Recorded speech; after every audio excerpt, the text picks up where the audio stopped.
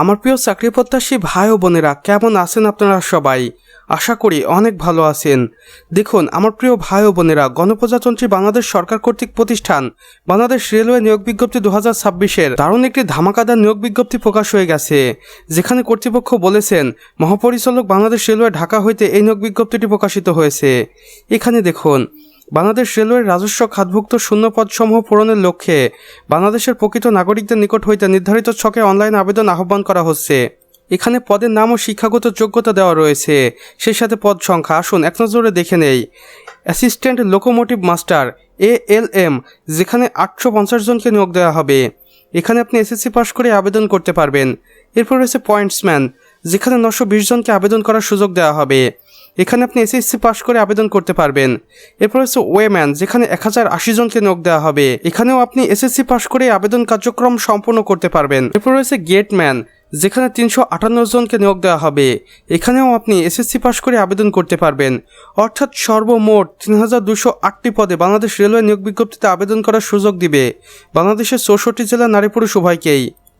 এখানে দেখুন গুরুত্বপূর্ণ তারিখসমূহ। আগ্রহী প্রার্থীদের নিম্নলিখিত সময়ের মধ্যে আবেদন কার্যক্রম সম্পন্ন করতে হবে। আবেদনটি আপনি শুরু করতে পারবেন 13 এপ্রিল 2026-এর সকাল 10 ঘটিকার সময়, এবং আবেদনের শেষ সময় থাকবে 15 মে 2026-এর বিকাল 5 ঘটিকার আগ মুহূর্ত পর্যন্ত। আবেদনের যোগ্যতা ও নিয়মাবলী। আবেদনের সময়সীমা এখানে দেখুন, বয়স সীমাটি রয়েছে 18 থেকে 30 বছর। কোটাধারীদের ক্ষেত্রে 32 বছর পর্যন্ত শিথিলযোগ্য। আবেদন পদ্ধতি। আবেদনটি শুধুমাত্র অনলাইনের মাধ্যমে গ্রহণ করা হবে, এবং বিজ্ঞপ্তিতে ফি টেলিটক প্রিপেড সিমের মাধ্যমে পরীক্ষার ফি জমা দিতে হবে। এখানে দেখুন, আমি আপনাদের অফিসিয়াল ওয়েবসাইটটি স্পষ্ট করে দেখিয়ে দিচ্ছি।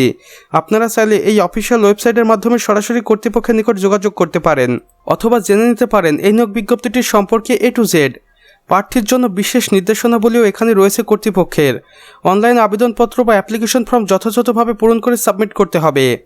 আবেদনের শেষে প্রাপ্ত ইউজার ID 72 ঘন্টার মধ্যে SMS-এর মাধ্যমে আপনাকে প্রদান করা হবে।